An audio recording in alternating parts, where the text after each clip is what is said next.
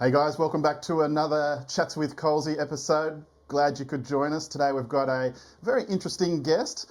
Her name is AnnikaUncensored. She's doing big things on Instagram. Follow her there and on Facebook. They're her two platforms. Over 60,000 followers, and her content is very polarizing. Gets a lot of love and a lot of hate, and it's very juicy and spicy.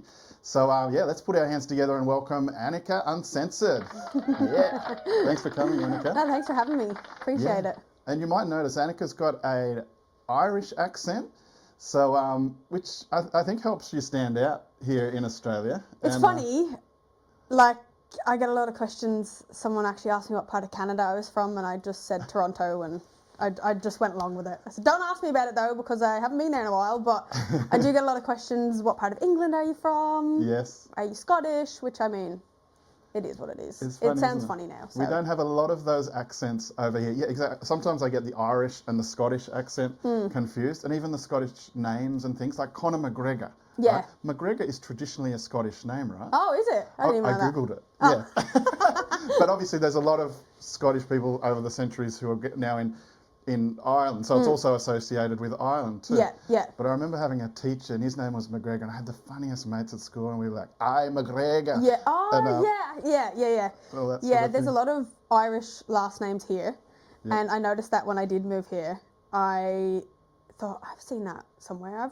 How do they have that last name Yes. when they're not Irish? But obviously, I mean, history goes back, of course, and that's where it comes from. But Yeah. my last name, I don't share it anywhere. Yeah, that's fine. But it's not so. It's very common. Okay. Very common. You'd probably be able to guess it. You probably know, like there's an Irish pub basically in every town in Australia. They're all over the place. So there's obviously strong Irish roots all over the country. Does that make you feel at home at all?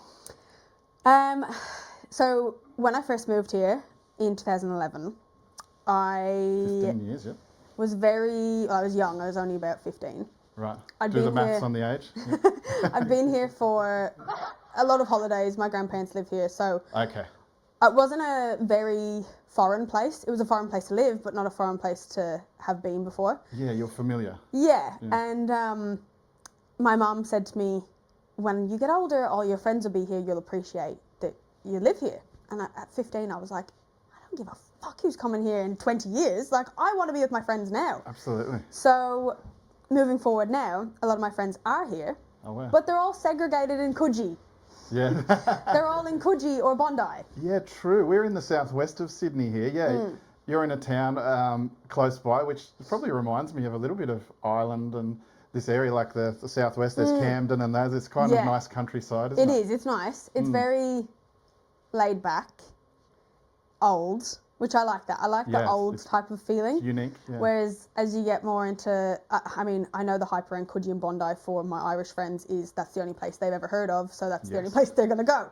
Yeah. But I do question, if you're moving to a different country for a different lifestyle, why are you surrounding yourself with the same people?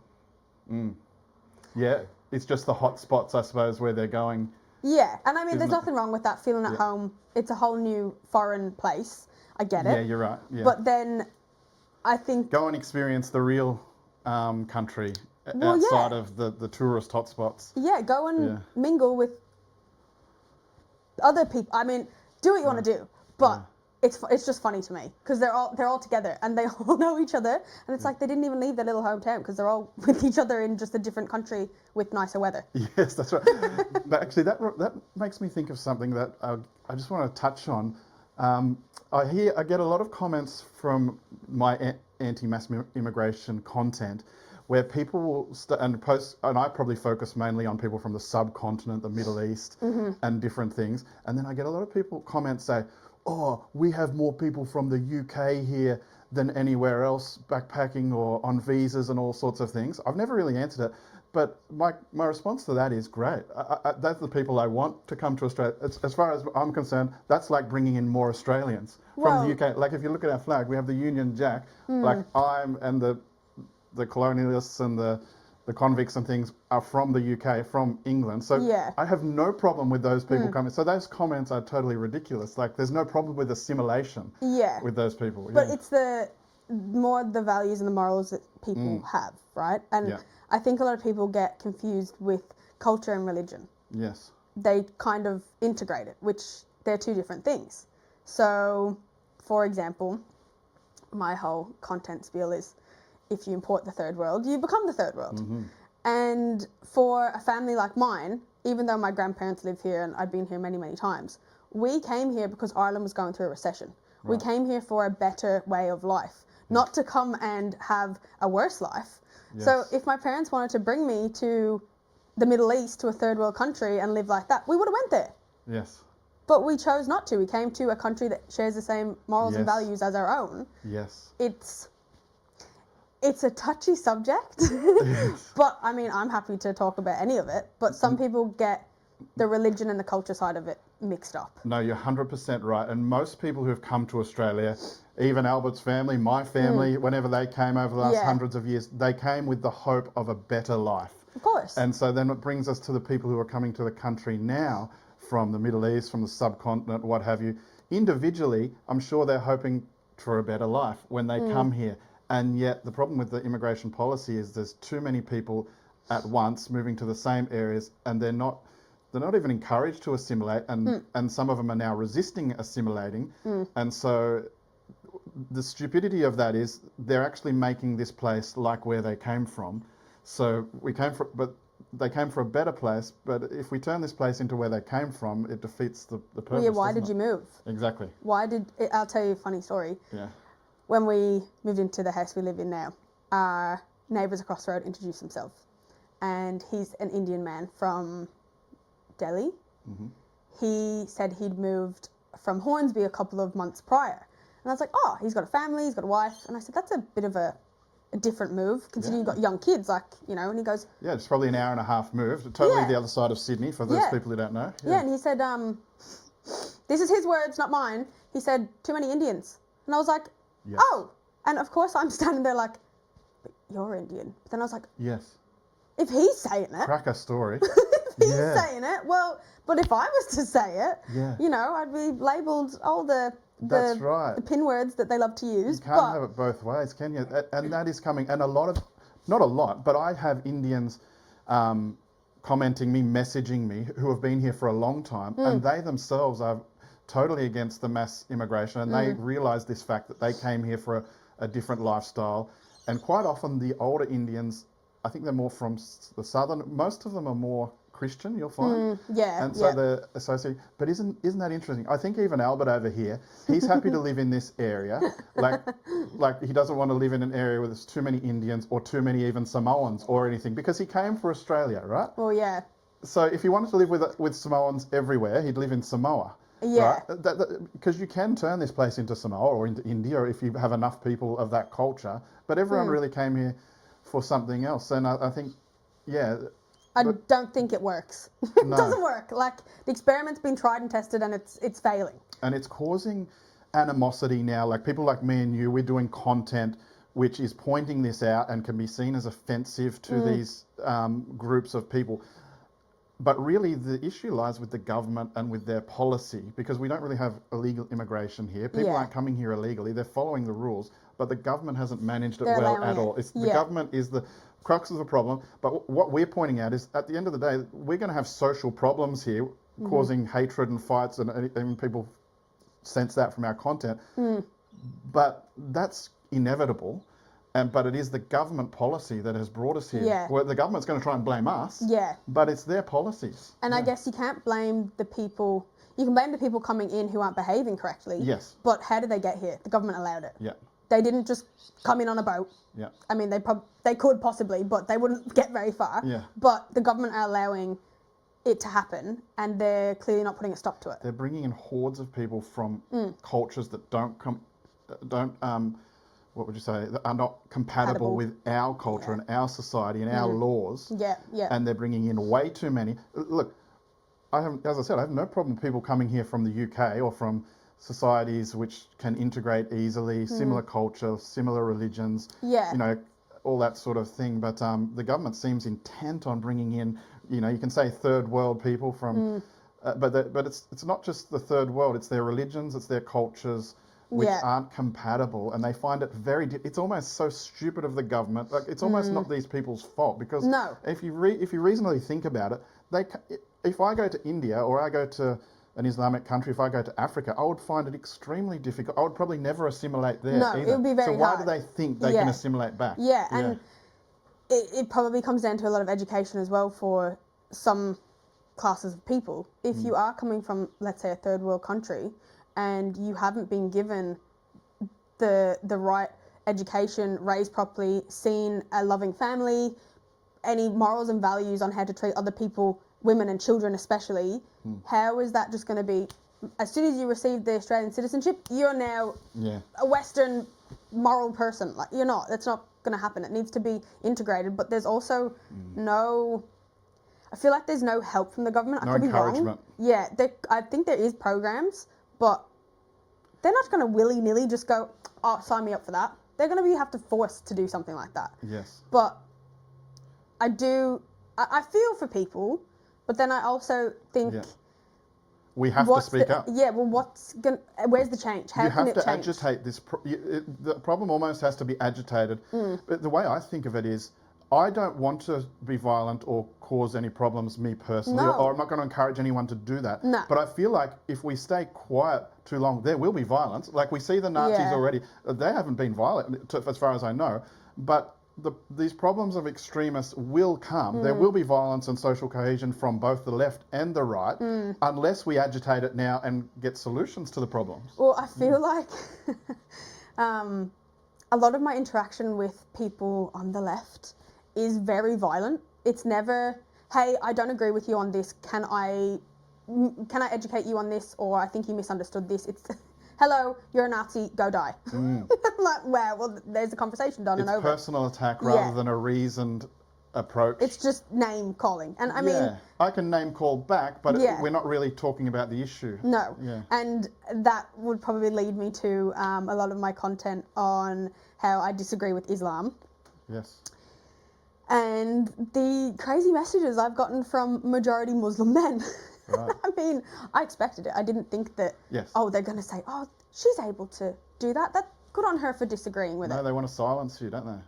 And I haven't said anything that you would deem to have that reaction. I've just said, I don't like Islam. I don't think Islam's a religion of peace. From these are my personal opinions.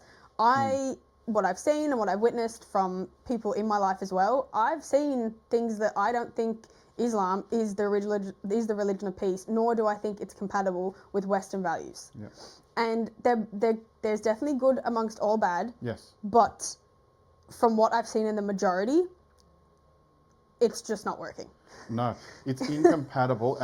And if people want to live under the Islamic rules and culture, they're better off staying in one of the 59 countries that are Islamic. Why do they want to come to a country that is not of their culture? Is it because they see a better life and a better hope? Well, then they need to embrace probably the culture and the religions that are making that culture, because if they come with the same religion, the same culture, it's going to end up where they left. Exactly. And then they're going to try and flee that. Yeah. Even like Sharia law, I know it's not present in Afghanistan, but they do live by majority of it. Yeah. It is. Yeah, I think that's what the Taliban, I think, is Sharia law. Yeah. They changed some law a couple of weeks ago that you can now legally marry a 9-year-old girl. Wow.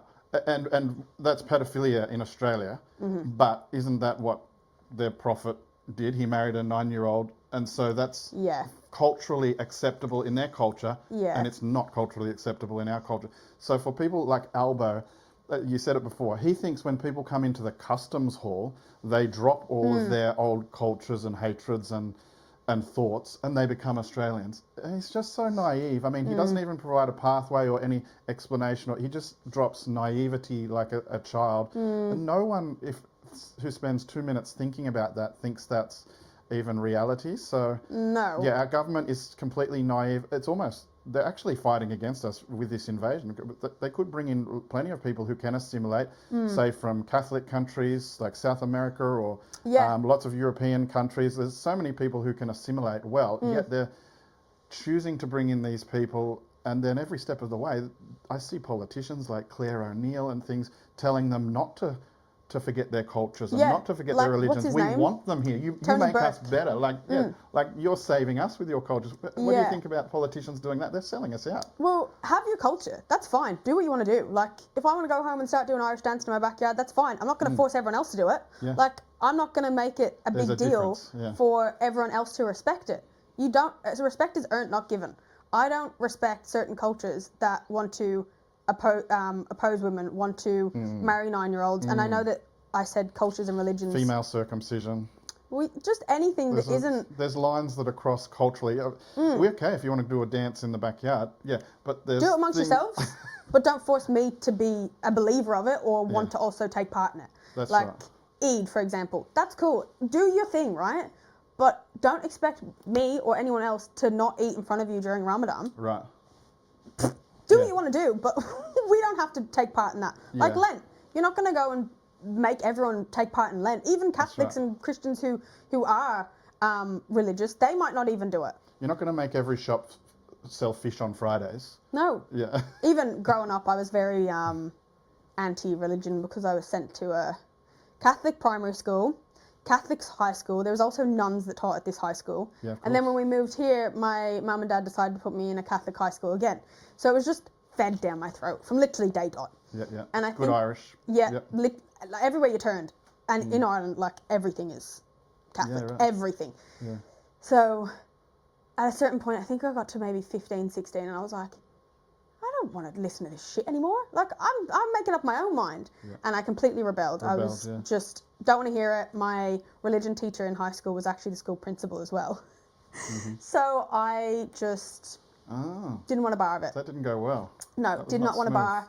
I told him that it's a load of crap, don't want to know about Was this it. in Australia? Yeah, Yeah, right. absolutely wanted nothing. It's only in the last like 6 to 12 months, I'd say I'm like Very back in my interesting journey. point, because I feel like, I've grown up a Christian, and in Australia, you're either Christian or not Christian, and it was almost like the Christians got persecuted. But now I feel like it's wonderful, because I've always thought that, like, even if you're not Christian in Australia, you're pretty much culturally Christian, because you live The by morals and the values, yeah. and the laws and everything. And so now I feel like the silver lining of the dark social issues that are happening are a lot of Australians and Westerners are now embracing what their culture and their religious roots, whereas previously it sometimes takes us to see the darkness to see the light. So that's a positive, isn't it? Yeah, like I rebelled really bad. Like I would say I was a bad teenager. I've asked my mom about this. She's like, you weren't that bad, but I mean, I was stealing stuff. I had the police at the door every couple of months. I was suspended every second day in school. Like the first day of year 12, I was suspended. How do you do that? Yeah. So I think I was pretty bad. I mean, I wasn't like doing drugs or anything, but I was definitely behavior-wise. You were in trouble. I was very rebellious behavior, and I've always been very much, I'll say whatever I want. I don't give a fuck, and it's gotten me into a lot of trouble over the years. Absolutely. But I think since I started speaking out about It's getting you on trouble on Instagram too. Yeah. Oh yeah, absolutely. Even I had to delete a video yesterday. AnnikaUncensored. Go and read it. I was scrolling last night. I was like, yeah, it's juicy. But some of it, I'm like, this is what I believe. This is, and we need to stand up and say these things now and expose it, because we're so weak and so laid back in the West, but we like our culture and we need to be able to stand up. Part of our culture is accepting other people as well, but it's just gone way too far. But there's like accepting it and crossing a line. You can't, like, there's so many things that can coexist, but there's also so many things that cannot coexist. Yeah. And I do think that certain cultures can't be mixed, unfortunately. Yeah. And it does boil down to morals and values. And if they are mixed, they need to be kept at a really minority level. And living in our area, we live in a similar area here in Western Sydney. I'm alarmed. I live a little bit further that way. And in my area, there is 2 massive mosques, and then there's 3 Muslim schools. So if I think about it, there's probably more Muslim schools than state schools or Christian schools in our area. And we're like an hour from Sydney. That just tells me the sheer number of people. You know, we're not in Bankstown or Lakemba or anything. And that, I know Albert was telling me about a decade ago, they tried to build a mosque out here at Camden, but thankfully that shut down. I was surprised too, yeah. But yeah, where I live, it's alarming to know the numbers of these people. So, yeah, in minority, it may be okay, but this is just getting too far. And and it's the ideology. It's not the individuals. No, I don't hate Muslim people, right? Yeah. And that's where I think my arguments online. It's funny because I say I don't hate Muslim people. I don't agree with Islam, but they can't seem to understand that these two things can coexist. I don't hate you for being Muslim. I don't agree with the ideology of it, but I'm not going to treat you like a piece of shit just because you are of a certain religion or culture. You have to do something and behave a certain way for me to make my judgment. Yeah, but my issue is that there's a lot of good individual Indians, Muslims, different Chinese, whatever, different foreign cultures. However, when there's too many of people from that culture, the ideology, for instance, say if they called jihad, are the good Muslims going to stand against it and call it out? So they don't even call things out at the moment. No, it's funny you mentioned that. I was actually having this conversation this morning. So that poor boy who got stabbed in England, Henry Nowak. Yes. The Sikh community have actually come out in England and apologised, and they've given their condolences. They've been out on the streets showing that they're so sorry for the loss of this young boy at their community's hands, and that they're not like that. I mean, how many times do you hear of that religion within the Sikh community causing problems? Personally, me, not really. No. I don't really ever hear it. But they've come out and they've condemned it and said, this is not what we are like. We are generally peaceful people. And that's the right thing to do. It's true because they generally are a peaceful people. Yeah. But they've taken accountability. He was one of us and took our culture to extreme. When Bondi happened, in my experience, in my opinion, I personally didn't see any Muslims, apart from the man who did take the rifle off the shooter. Yes, Ahmed, yeah. Apart from him, I didn't see anyone come out and say, that's not what we're like. Yes. They kind of just... And why didn't Ahmed, when he got the gun, why didn't he just shoot him? Anyway, that was... I suppose he froze up and that sort of thing. Yeah, well, I asked someone else that and they're like, even in the leg, you've got to just bring him down, because I think he ran back and shot more people, so that was a bit alarming. And I mean, he probably thought, we're in Australia, I'll probably go to jail for this, even though I've done nothing wrong. You're right.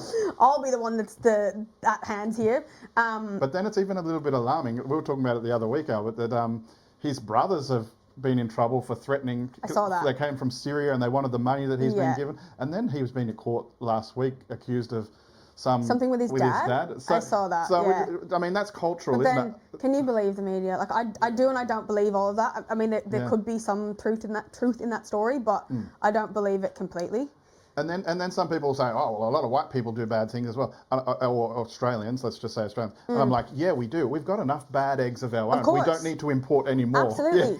Yeah. Even back to my argument with people when I say I don't agree with Islam. If someone was to say, I hate the Catholic Church and what the Catholic Church did, I'm not going to say to them, oh, well, you're a piece of shit, you need to go die. Cool, valid. Crap did happen in the Catholic Church. No one's denying that. But if you bring it on them, it's like, you can't say that. Right. You can't disrespect my religion, blah, blah, blah. It's like, but hold on a minute. Everyone's got, skeletons in their closet, right? Everyone's got something. No one is perfect, and no culture, religion, anything is perfect. There's always good and bad in every realm, right? Yeah, but facts are facts. Like the Catholic Church and the Protestant Church, if you look at the countries where they've established, I'm not saying they're all wonderful, but in my opinion, I would rather live in those countries than the countries that are Hindu or Sikh or Buddhist or Islamic.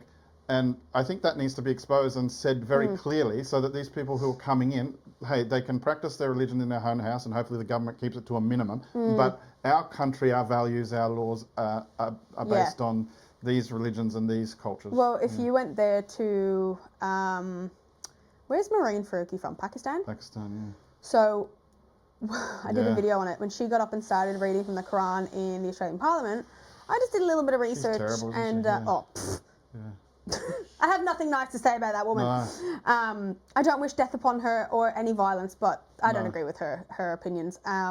But if you were to get up in Pakistan and read from the Bible, there's very hefty penalties and possibly death. Right. So it's funny the contrast and the hypocrisy of it, because what is good for the goose is good for the gander. Don't come here and do that if we can't do that and do that there. A lot of Pakistani Christians escape to Australia or to the Western world to get away from it, and then they want to come here and bring in their own laws and things here as well. what happened? Let's talk about the issue in Ireland recently. It's probably closer to your heart than ours. There was a Sudanese refugee. Everyone probably aware of it. It's horrific footage where he's apparently trying to behead someone with a blunt knife. It appeared. Yeah. And it appeared to be from a Islamic ideology background. Yeah. It was just horrific. I did see that. And I saw that video. Popped him eye out, and then it offset lots of protests. Yeah. What's your opinion, having come from Ireland and knowing the passion of the people and the history of the... Look, I know that we're very feisty, and when something happens, something happens. Right. But I don't agree with violence on violence. I don't think burning down the homes of people and stuff like that is the right way to go about it. But if the government aren't listening, what else can the people do other than act? Because this has been, I mean, I'm sure there's going to be more to come, but this has been a long time coming. If you look back on, obviously, the history of the Protestants and Catholic, I think now more than ever they can probably say, all right, we aren't the enemy to each other anymore, hopefully. The enemy is That's true. now these people coming in. Yep. And we need to unite against these third world ideologies and people that are coming in that are now attacking our people. So if there is anything good from that, it could be that. But it's the same as here, and Canada and the UK import the third world, become the third world. And this man... That's such a good thing to come back to, yeah. It Import will, the third world, become the third world. Absolutely. It makes logical sense. Well, what he might have seen growing up in Sudan is just that. There's no regard for life, human life, their own life, women, children. There's no regard, there's no morals, there's no values, there's no respect, there's no decency, there's nothing. So I think we will start to see, unfortunately, a lot more of that. I know that we've already seen the young boy in England and a lot more that girl in America on the train or the bus, even though she was stabbed by an American man. But just acts of violence that will take people's lives, that then who can you blame? I think the government need to come back to take accountability, because for the Sudanese man, I think he got there illegally.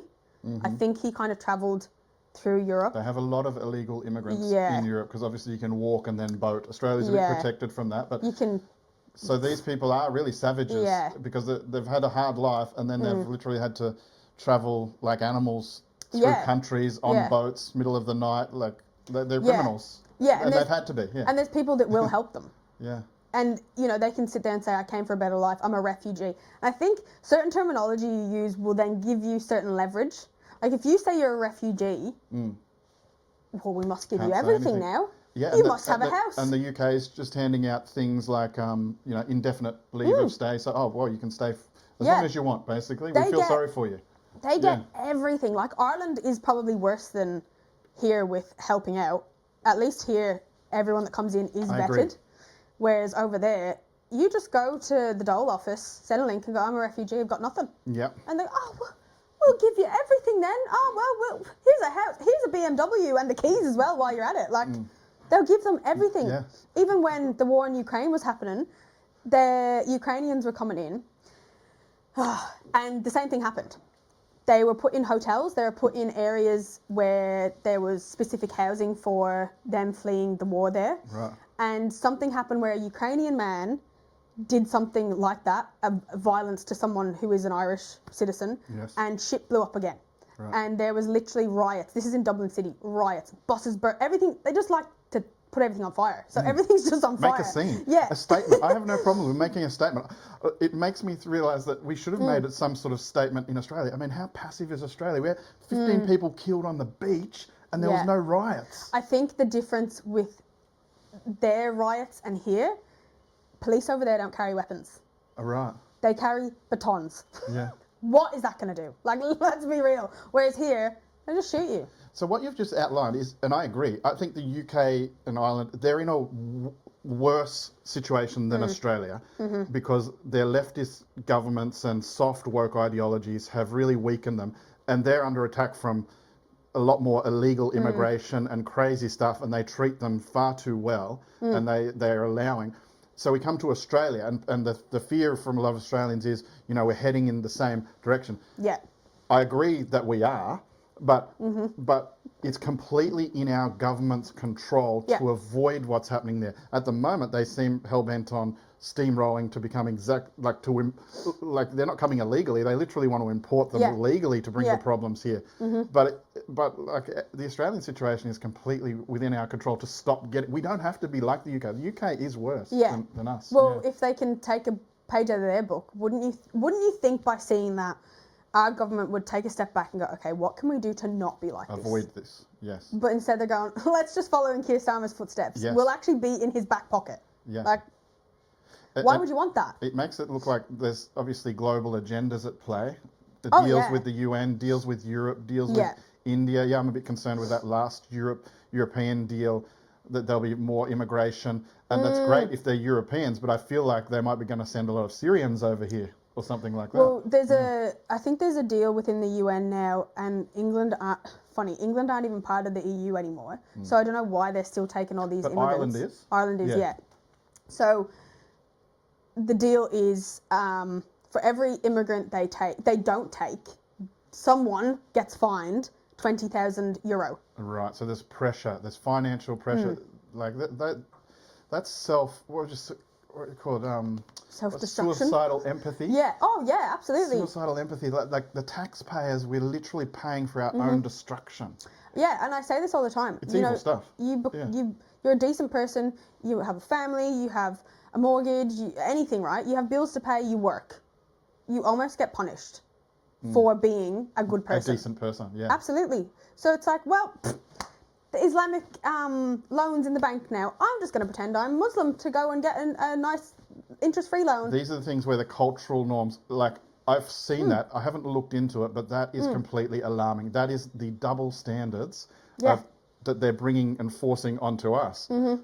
So someone can now go and get an interest-free loan and buy a property in Australia, and yet the Australians are paying their house twice off over. This is. I can't believe that any government or any bank is saying that's okay, and they should be stopped immediately. Well, it's to appease to the majority of the voters. Yeah. Like, who right. has put this in place? Oh, it was done under the Albanese government. Oh, we'll give him a vote. Okay, of course they're going to vote him. You're right. These immigrant groups are so big now. They have such large voting power that they don't even have to listen to our comments so much, because I think there's more Indians than than Aboriginals in Australia, and there's more Muslims than Aboriginals in Australia. Yeah. So, you know, there's obviously sometimes issues between Australians and Aboriginals, but the problem for Aboriginals now is that their say is now diluted, because we've probably got more Chinese, more Indian, more Muslim. The government doesn't have to care about what Australians or what Aboriginals think, and that's alarming. Sad. Yeah. Like, even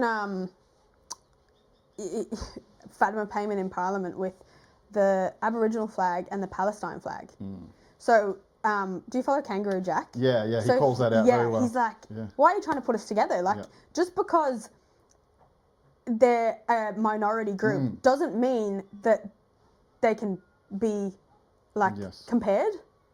Yes, the Free Palestine movement, they try and bring in the gays, the Aboriginals, any minority group, but Islam is totally incompatible with the Aboriginals and with gays and things. It's all of convenience, isn't it? Yeah, but then weaponizing it. I am seeing a lot of people online convert to Islam that I'm like, is that pure? Is it genuine? Or are you being paid? Or have you always been this way and you put on a different front to gain a following to now tell whatever you're trying to tell, to try and persuade certain groups of people?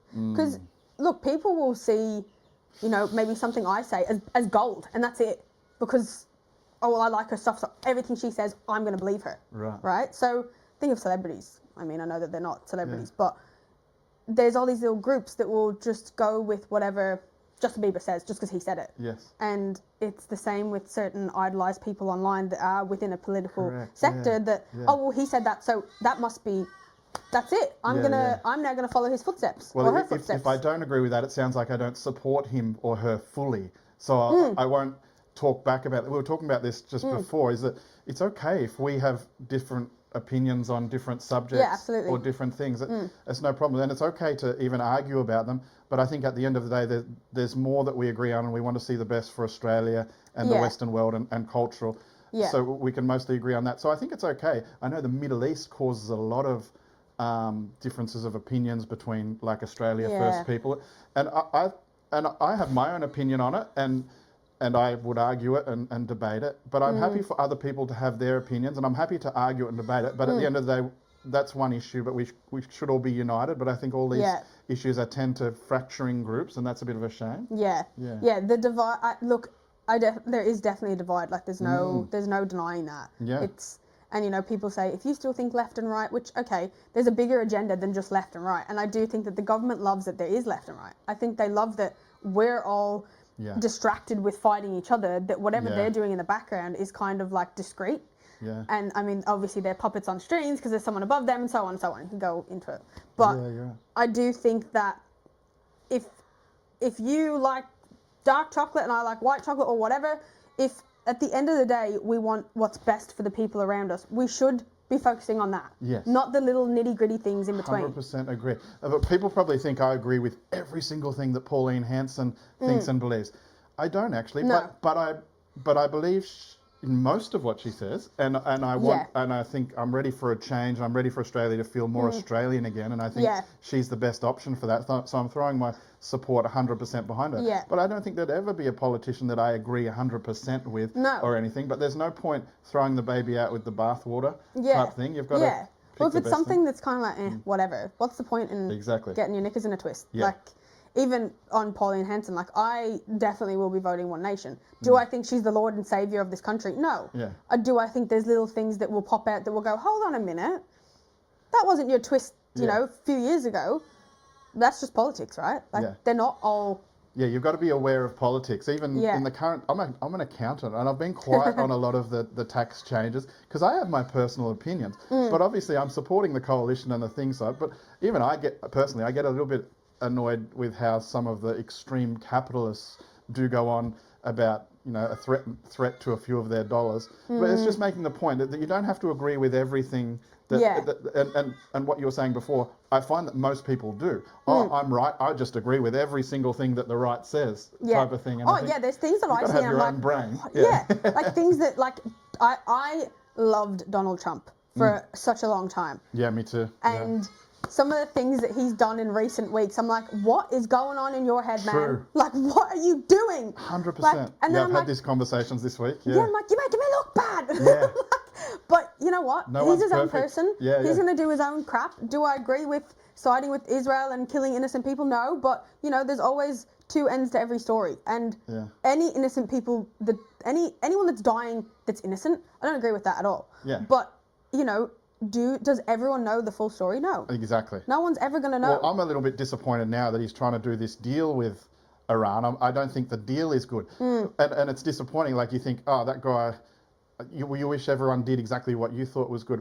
But in my opinion, he's done a lot of good in America as well. So you've got to balance it up and be objective. And no one is ever going to, exactly. Pauline Hanson isn't going to, if you think she does everything that you want her to do, be prepared to be disappointed. She'll probably let you down in one thing, but you've got to go for the greater good. Well, you can't think that everyone's going to do what you would do. Yeah. Like, I might do something that, you know, 90% the majority will like, and there's going to be that 10% that won't be appeased by it. And I think it's important to support each other on the 90% that we do agree with and be happy to argue those 10%, but still be supportive. Where, as you say, I feel like there is divisions where people are not even willing to support each other because of their divisions. Even, I guess it came out probably 10 times worse during COVID. I think we saw, me personally, a lot of like social disruption and division between families, industries, like, oh my God. I could sit here for days talking about COVID, but it's like... Very divisive, wasn't it? Even in family relationships. Completely, like families broke down. I still have friends who don't see their brothers and sisters because, oh, well, you're still not vaccinated. Like, get the fuck over it. Get over it. Like, no one's perfect. And if you're going to shut your family out because the government said you have to do this and they didn't, well, you got to be consistent. Yeah, it's alarming, isn't it? It's okay to have differences, to have your own opinion and to be able to respect others. And I think that's what a lot of Western society is built on, respect and respecting the things that are here. I think the mosque in Lakemba. I think they applied Oh. to play their call to prayer out loud.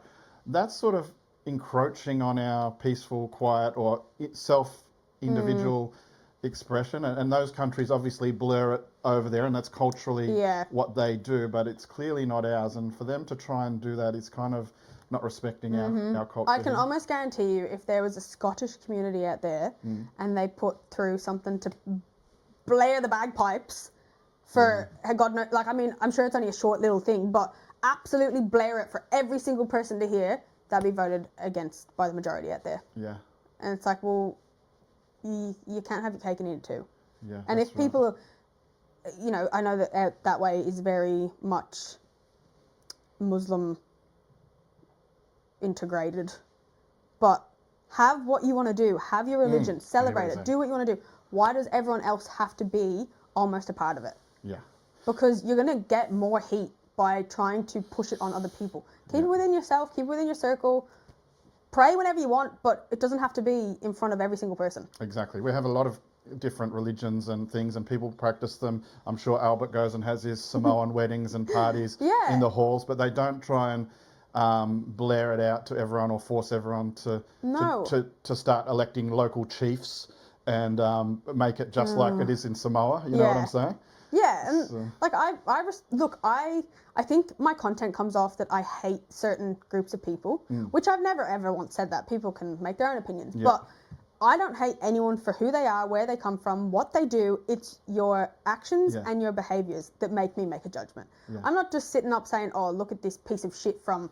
No, it's not individual. No, it's no, never but it's individual. Pointing out what is not culturally compatible. Yeah, like my I'm not sitting there saying, "Oh, well, if you're from XYZ, you need to die." No. I don't care where you're from. Just be a decent person. Show some respect to where you've come, where you've assimilated to, or where you want to live, and all is well. But that's not the world we live in. Exactly. And our politics, it's waken everyone up. I think since Bondi, that's when really Pauline Hanson One Nation has taken off.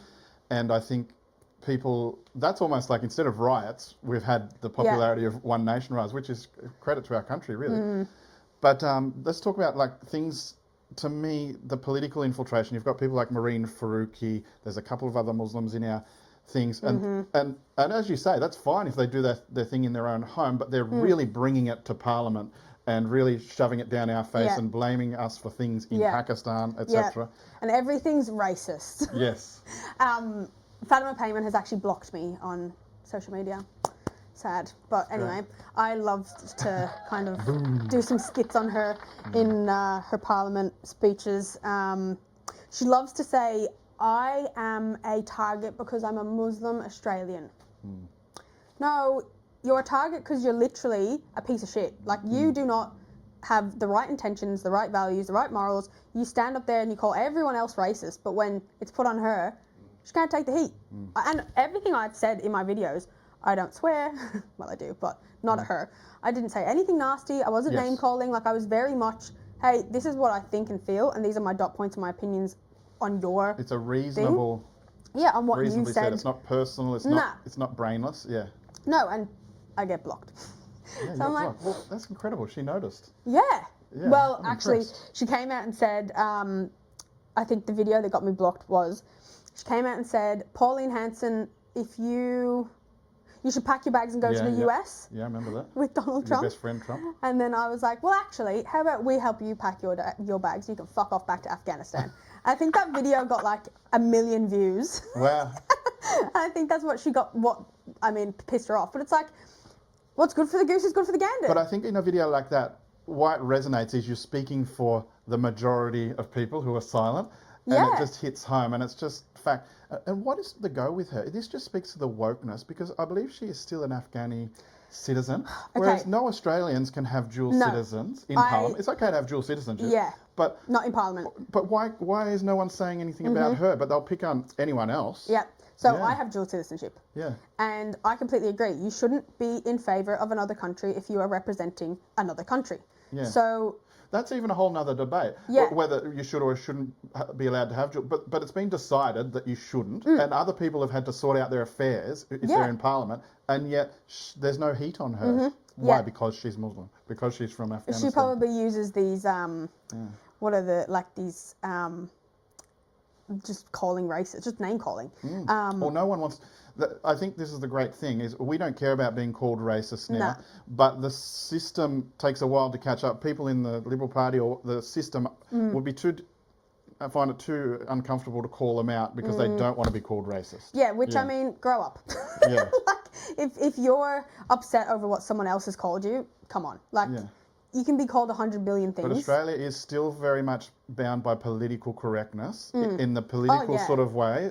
So they don't want to be called racist. I think a lot of us in the normal world have moved on from that. And a few years ago, we wouldn't have wanted to be called racist, but I think now we don't care because things are more important. We want to protect our way of life. If you boil down to the definition of racism, I'm not saying I'm better than her because I'm of a different colour or culture or ethnicity. We're just saying have the same standards. No, and like I said, I wouldn't make someone feel bad for who they are, for where they come from.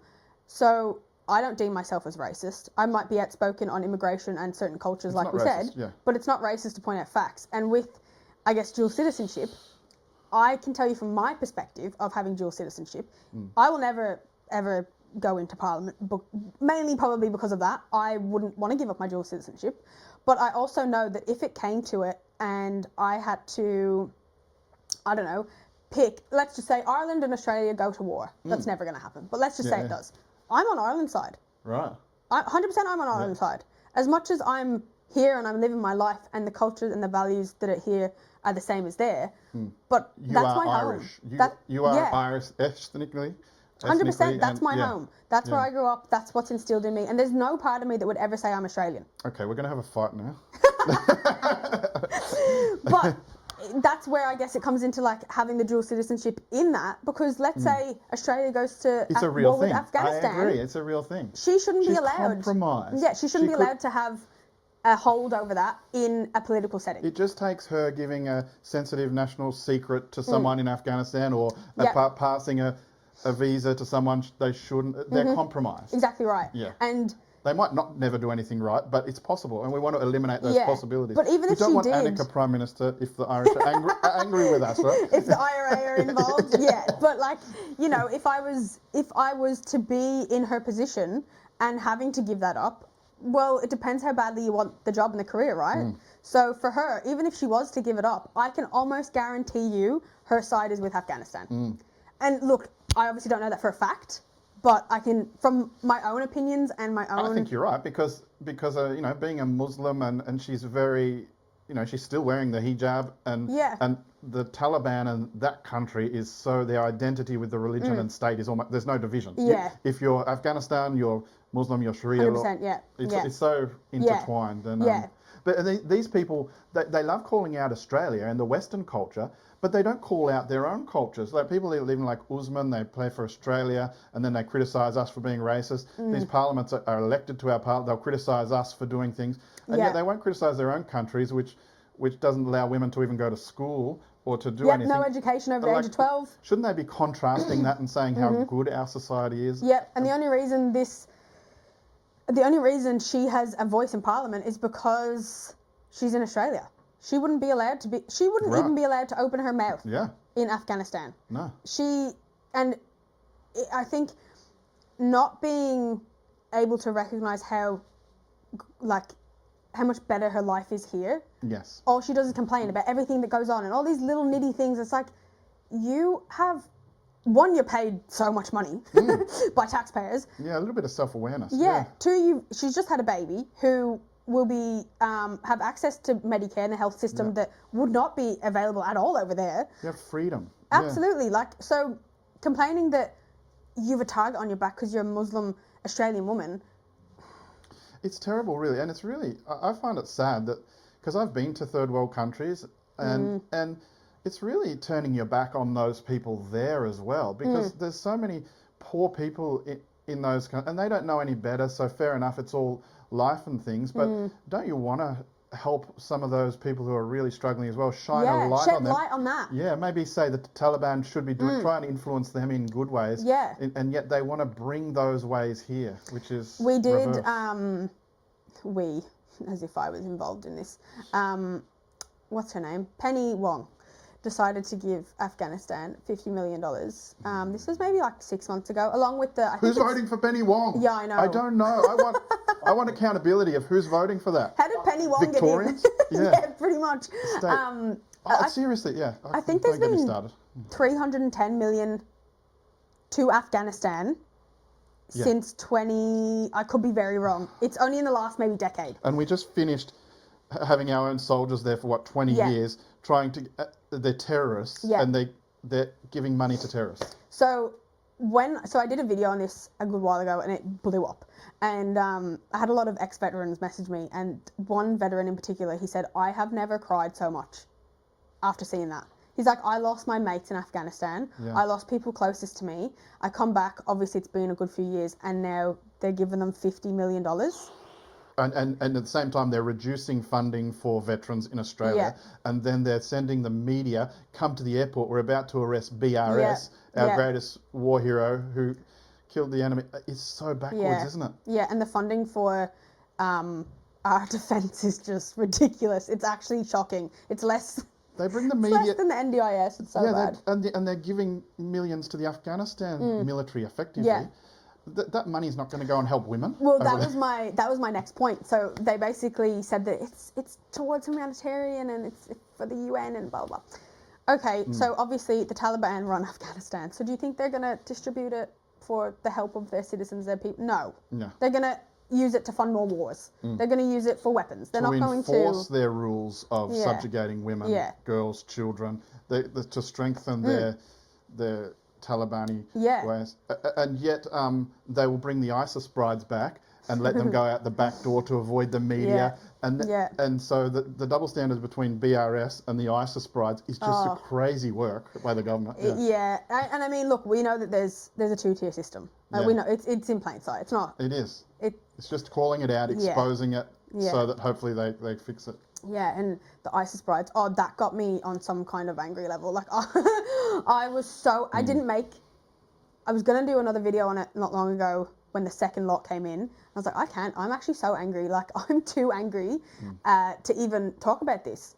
The fact that they could... I know they've been held accountable, whatever that means. No. But the interview with the brother, did you see that? Yes. He said, we should all leave. And like, they're following the law and we're not, and if we don't like it, we should leave. But then the other brother, did you see that? No. Oh my God. He said, my sister went over, in his Yalla Habibi accent, whatever he wants to call himself. My sister went over and she went over for humanitarian work, and then she got caught in like being called an ISIS bride. She's a victim.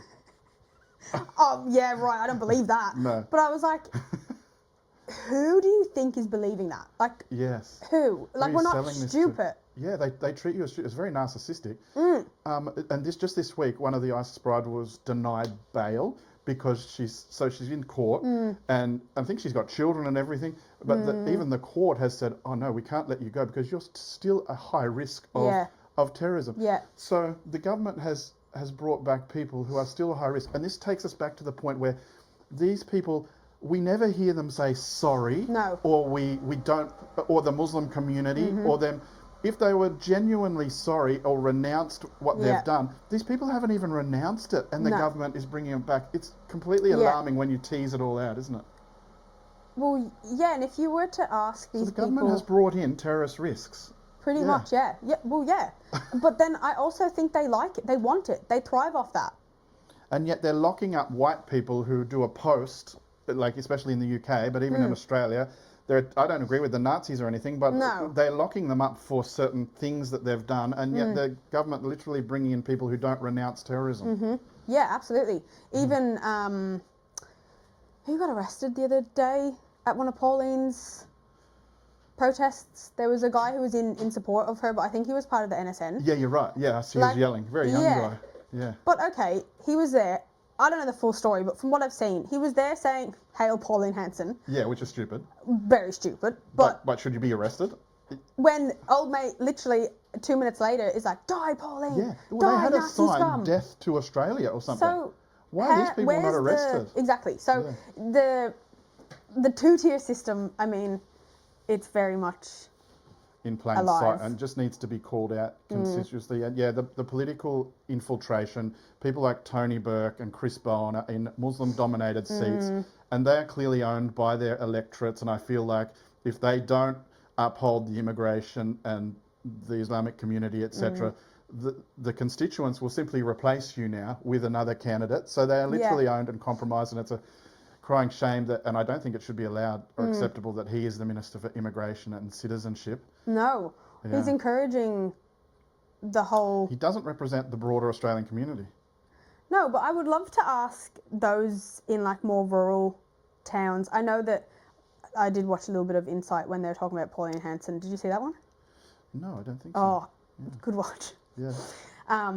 There was a woman who was more from the rural side, and she was saying that, you know, we're kind of forgotten about with the majority of like Labor and Liberal, because they kind of focus on more of the populated areas, because obviously there's more votes in those areas. So she's like, I'm almost like forgotten about because we are not as big, our communities out there compared to the ones out here. Yes. And I've seen Pauline go out to all these rural communities. I've seen her go to a lot of Aboriginal communities as well and try and help out. And then I even heard that she put forward something to help with housing in remote Aboriginal communities, and I don't know when this was, but whatever government was in power declined it. So I love when people come out and say she's racist. Yeah, no, I don't think racism has existed really in the Western world for a long time. Racism, that was back in the slavery times or when you're prejudiced or there's laws against. We haven't had that in my lifetime, to be honest. The word racism really has lost all meaning. Absolutely. We can all have prejudice. Oh, you're Irish, make a joke or a laugh, or you're black, or I have red hair, you're a Samoan coconut, whatever. That's not racism. Like to me, that's not real racism. But people want to cry out, "You're a racist," and we've got to get over that. Yeah, and all those funny names. I do think that these names that are called from the left, racist, bigot, they are more on that side. They uphold those names more than anyone else. Like bigot, you don't look outside your ideas, your ideologies. You are within your lane, and that's it. And these people, there's no change in their opinion. If they're on the left and they think a man is a woman, they're that's what they think. They're not going to change their opinion because you've given them biology. But no, we'll have to get into that. But I think we better wrap it up for today. But everyone follow Annika Uncensored on Instagram. She's massive there, and she's so polarizing. You either love her or you hate her, but you can't ignore her. And on Facebook too. And because Annika's local, hopefully we can have more chats in the future. So thank you so much for coming in today. No, thanks for having me. I really appreciate it. Yeah. See you next time.